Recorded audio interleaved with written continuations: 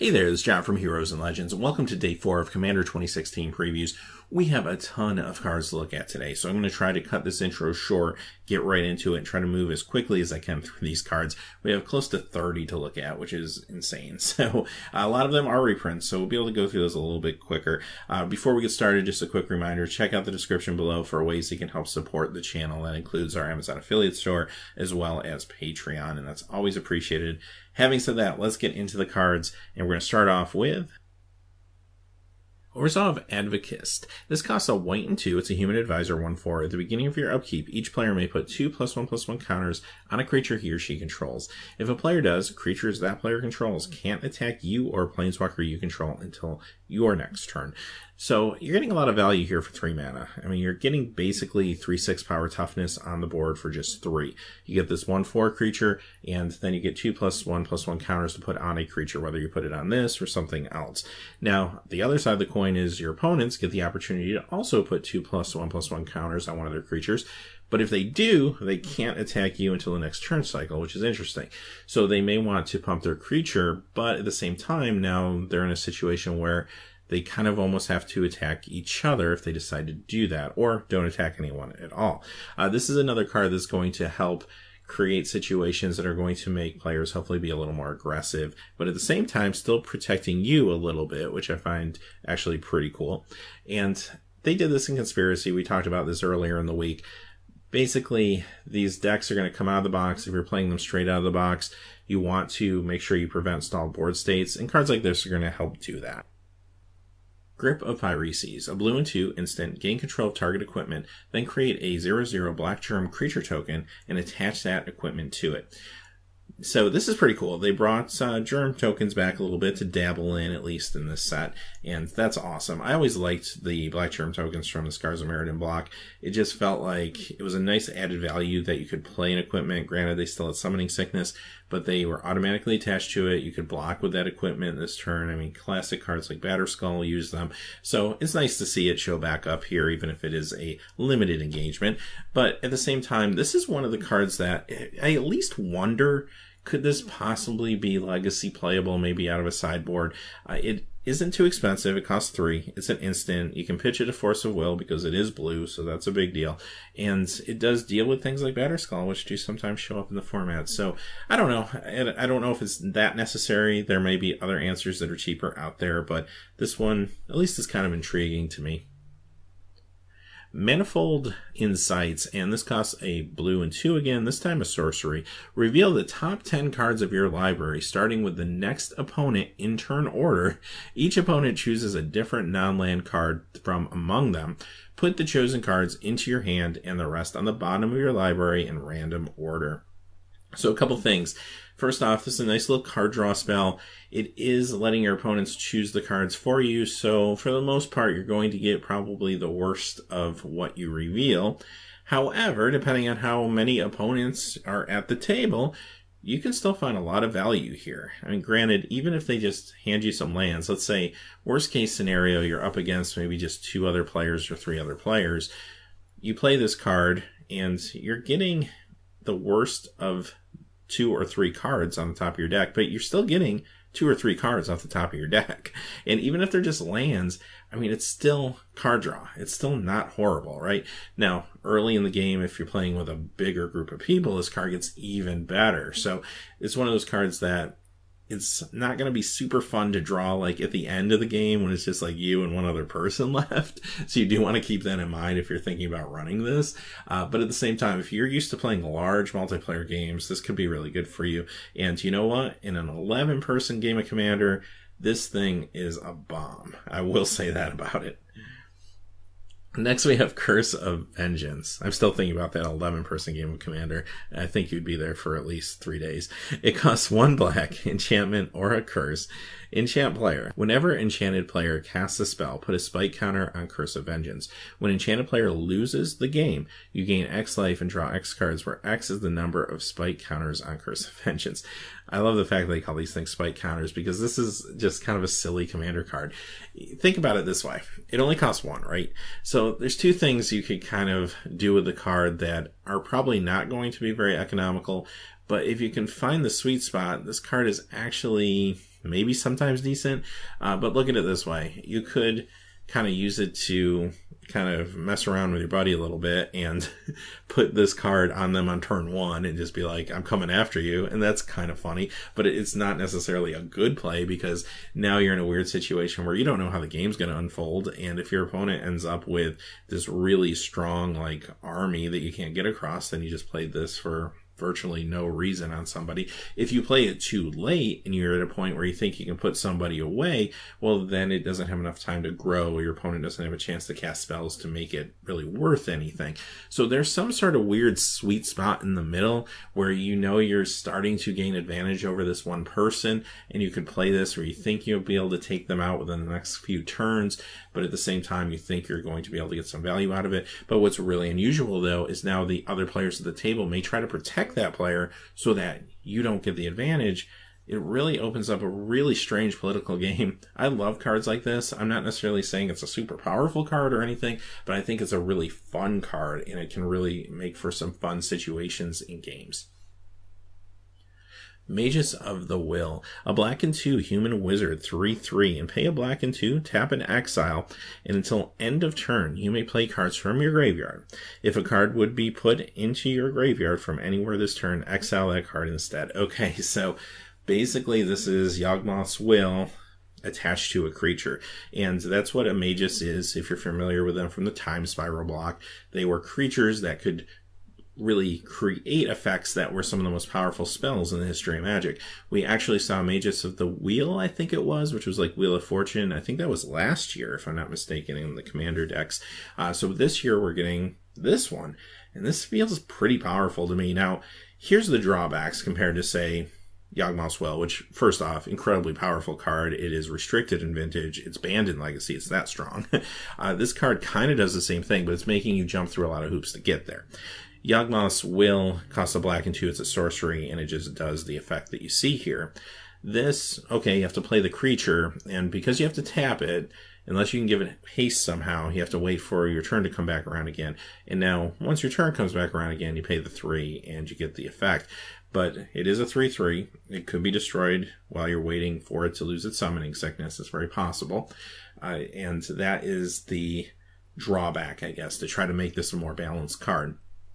Sometimes when Wizards makes cards like this, they hit it right on the head and they create a fair card. Other times they make it too weak and you're just having to jump through too many hoops for the effect. It's just not good anymore. Other times they don't push it far enough and the card is still actually really broken. So let me know in the comments below which one you think this is. I think this is very interesting. There's potential for this one, especially if you have a way to give this thing haste.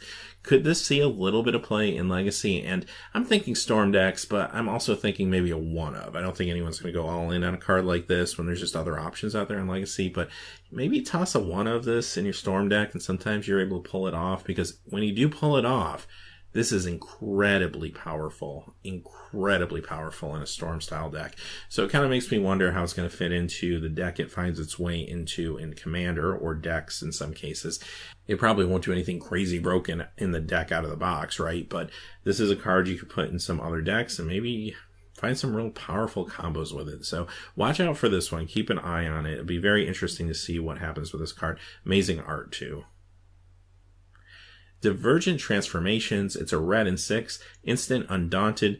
Exile 2 target creatures. For each of those creatures, its controller reveals cards from the top of his or her library until he or she reveals a creature card, puts that card onto the battlefield, then shuffles the rest into his or her library.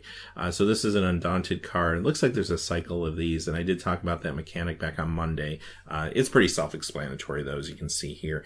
I love the design of this mechanic. I said this all week, but basically, great design to make cards that are very powerful in the early game if you have a lot of opponents. Maybe not so powerful in the late game, but it doesn't matter as much because you have more mana in the late game.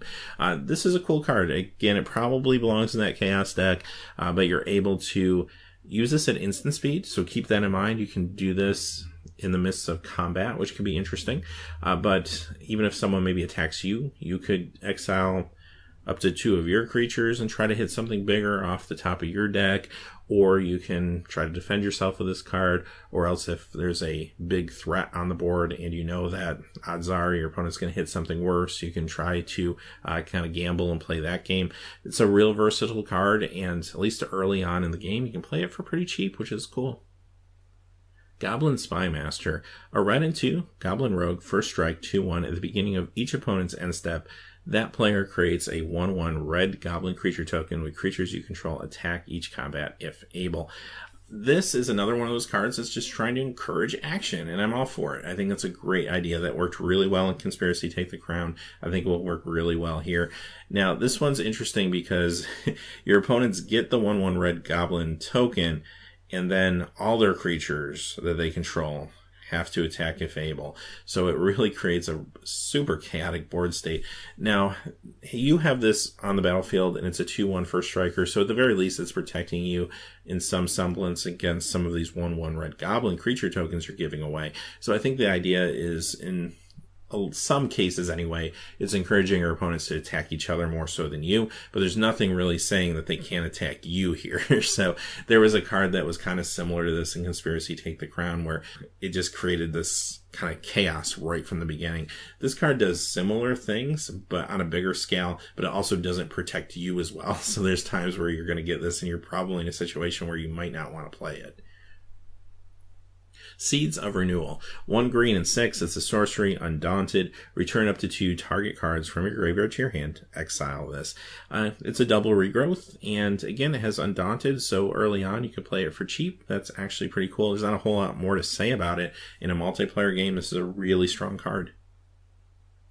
This next card comes to us from a French language spoiler. It's Armory Automaton, costs 3. Artifact Creature Construct, 2/2. And when this enters the battlefield or attacks, attach to it any number of target equipment. Control of equipment doesn't change. This is another really fun card. So obviously, if you play this card, you're going to want to play some of your own equipment to ensure that there's targets for it, at least most of the time, right? So that's the first thing you want to think about.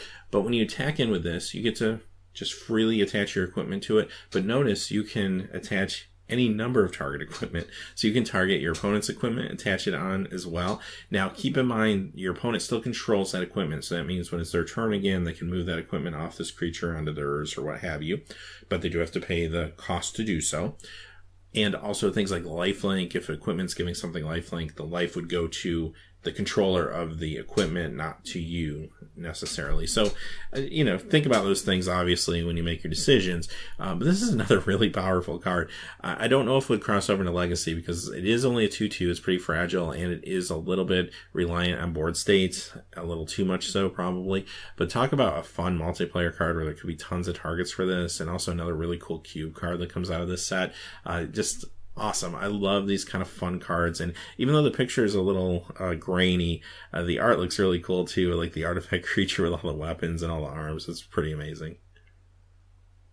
All right, let's talk about some partners, and I'm going to try to get through some of these names the best I can. Ikra Shidikwi the Usurper, and this costs 1 green, a black, and 3 Naga Wizard legendary creature, 3/7 menace. Whenever a creature you control deals combat damage to a player, you gain life equal to that creature's toughness, and it has partner. Again, we talked more about partner on Monday if you want to check out that video. But here's the card where the toughness matters sort of thing pays off. We got clues all week, I think, that there was going to be some sort of toughness matters theme in one of these decks, right? And here's the payoff, I guess. A lot of folks thought maybe Doran would be reprinted. That was something I thought was a possibility as well, especially when we saw Murmuring Bosk, which said that if you reveal a Tree Folk, it doesn't come into play tapped. I kind of thought, well, that kind of is a clue that we're going to see some Tree Folk, and I assume we're still going to see some Tree Folk, perhaps, although that card still is a good mana fixer, even if you don't have Tree Folk in your deck. But this seems to be at least one of the payoffs for Toughness Matters. Now, it doesn't mean we won't see Doran, it doesn't mean we won't see other payoffs, but at least this is the big one we've seen so far. Now, this is another more expensive partner, costs 5. Some of the 2 or 3 casting cost partners don't have quite as big of an ability. The downside, of course, of paying 5, though, is you can't cast this as early or as often, but in return, you're getting a bigger effect, and this is a pretty big effect. I mean, if you tack in with this, for example, they already give it Menace, which is nice, and then you're going to be gaining 7 life. That's actually pretty significant, and it also works, obviously, on other creatures you control too, so that's pretty awesome.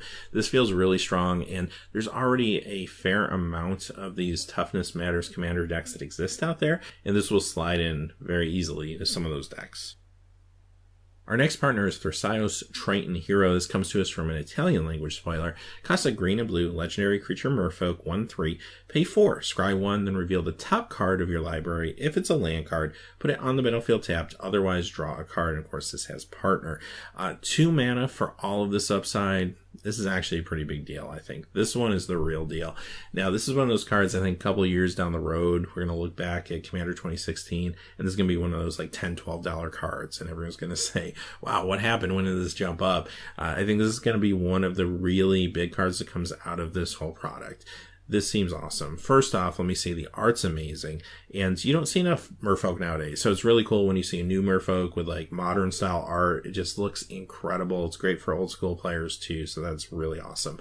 The ability, fantastic. You can pay for it anytime, which means you can wait till it's right before your turn if you want to keep your mana up, and you get a very powerful effect. You get to scry 1, reveal the top card of your library. Land cards get to come into play tapped. Otherwise, just draw the card. So you get huge upside no matter what happens. Phenomenal. And later in the game, you can even activate that probably a couple times per turn cycle. And even if your opponent gets rid of it, if you're using it as a commander, well, it can come back relatively cheap. You can play it early. I mean, 2 mana casting cost. Huge, huge upside. This one's pretty awesome, I think. Next we have Treacherous Terrain. It's a green, a red, and 6. It's a sorcery. This will deal damage to each opponent equal to the number of lands that player controls, and this also has basic land cycling of 2. So we saw some cards earlier in the week with basic land cycling. Of course, that's going to be very necessary to help you play these 4-color decks. And early in the game, if you draw this, okay, that's fine. It's going to let you go and fetch up the land you need. Fantastic. And later in the game, yeah, this could do some serious damage. Now, it does hit everybody at the table. It might make you some enemies, but especially later in the game when you're down to the last couple players or so, this can have a pretty big impact. And I expect this to see its way into a number of commander decks in the future.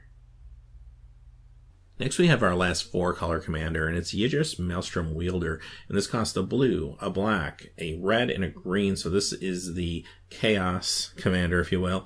Legendary creature, Ogre Wizard, 5/4, it has trample, and when this deals combat damage to a player, as you cast spells from your hand this turn, they gain Cascade.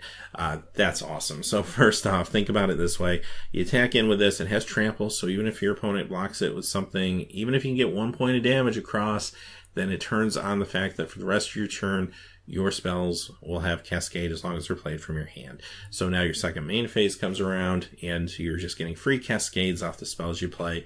That's awesome. Cascade's a very powerful effect. Again, this is a theme that we've seen in previous Commander products in the past few years, so there are already Cascade Commander decks out there. Again, this could fit well into some of those perhaps, but this is awesome. This one looks like it's going to be a lot of fun. I'm really excited about this Chaos deck in general.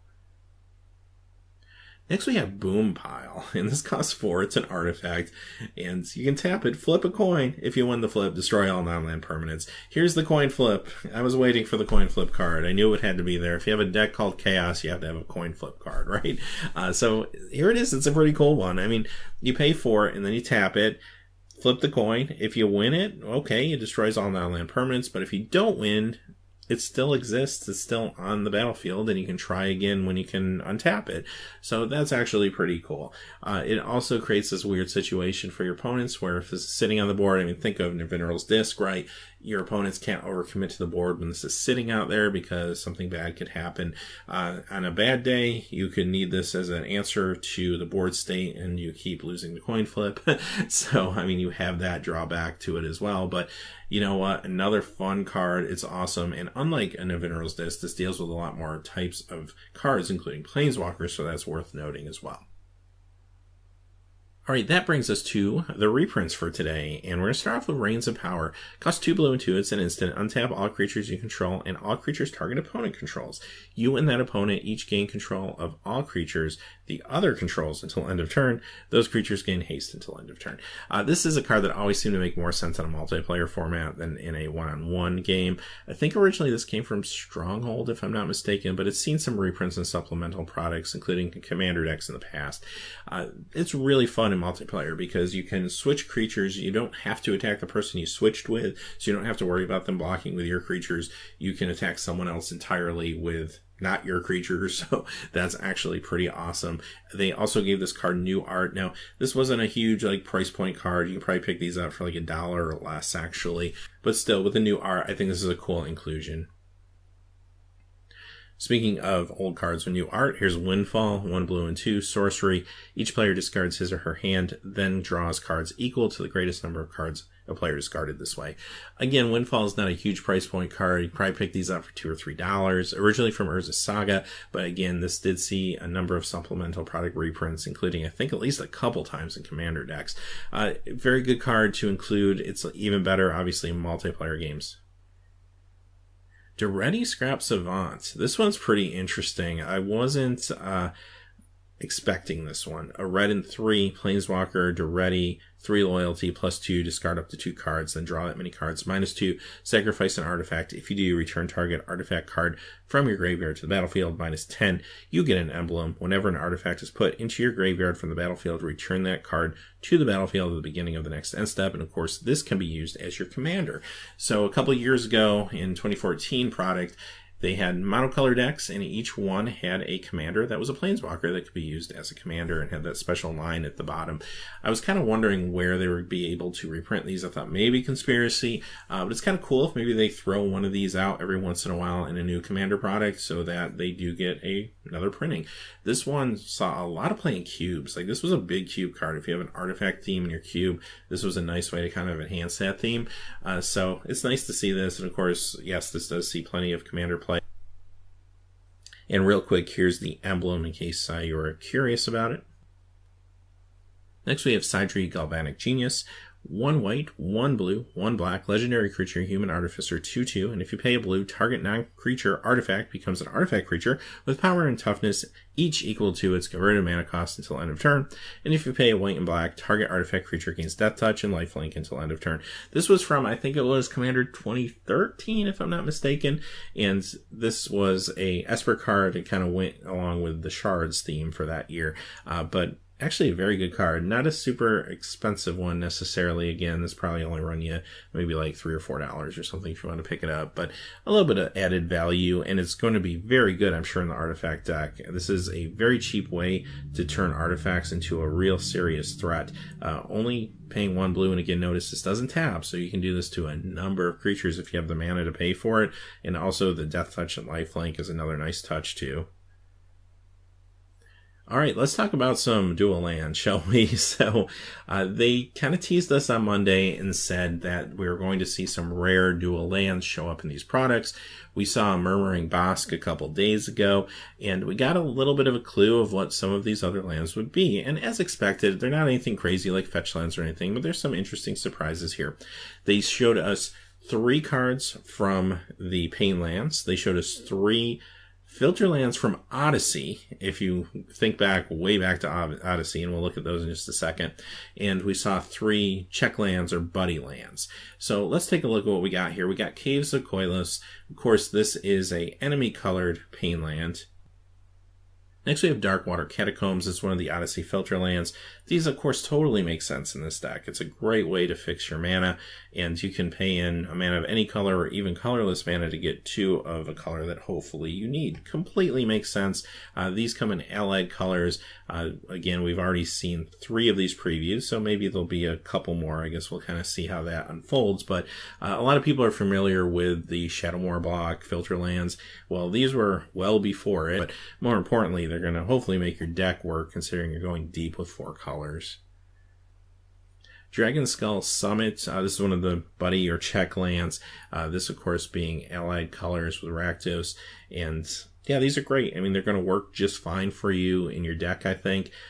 From a price point of view, like I said, these aren't very expensive because they were reprinted quite a bit back in the day. So usually these just run $1 or $2, where some of the other ones like the Pain Lands or the Odyssey Lands, they could run you, depending on color combination, like $3 to $5, $6 sometimes. Next we have Homeward Path, and this was a land that came from a previous Commander deck a couple years ago. You can tap it for colorless mana, or you can tap and each player gains control of all creatures he or she controls. There does seem to be some sort of take control sub-theme. There's even cards that let you give away your stuff to other players, so this is a way to take it back later if you want to. This is also a way to deal with anyone who is using control magic style effects. This card actually is not cheap. It runs about $7, $8, $9 in the secondary market, so this is a real nice inclusion. It's good to see a place where they could reprint this one. Here's another Pain Land. This time we have allied colors with Conclusion Forest. We have Rootbound Crag. Of course, we got another allied color Buddy Land. Shadowblood Ridge. This is another one of the Odyssey lands. Sungrass Prairie, another Odyssey land. And we get another Buddy or Check land with Sun Petal Grove. And another Pain Land with Underground River. Good inclusion too, considering it is the blue-black one.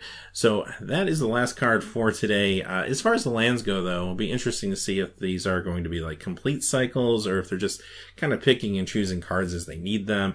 It looks like if you look at the numbering, there's still a lot of lands in the set that we haven't seen. So there's a good chance we might see all of the Check lands and all of the Pain lands and at least all of the Odyssey lands that they made. Who knows? And maybe some other things too. I guess we'll find out soon enough. But having said that, those are the cards for today. Hey, tomorrow we're going to be back and we're going to start looking at these decks in the actual deck list. So what we'll do is we'll pick a deck tomorrow and we'll go into detail about that deck, talk about the new cards in it, how they interact, and we'll do that for the next 5 days for each one of the decks. So very similar, I guess, to a set review, but instead of looking at it by color, we'll look at it by each of the individual decks. Again, I'm really looking forward to tomorrow. It's going to be awesome to see how these cards are going to work together and how they synergize with each other and see all the cards that we're missing too, which is pretty awesome. So until then, hey, thanks for watching. Please remember to like and subscribe and have a great day. Hey, thanks as always for watching. This video, like all my videos, was made possible by the generous support of viewers like you on Patreon. Even a donation of $1 helps me to keep growing this community and creating better quality content for all of you. Check out our Patreon page for exclusive giveaways and future goals for the channel. If you haven't yet had a chance to subscribe, hit that subscribe button so you don't miss any of the MTG news, spoilers, set reviews, product openings, or finance videos on Heroes and Legends. Talk to you guys soon and have a great day.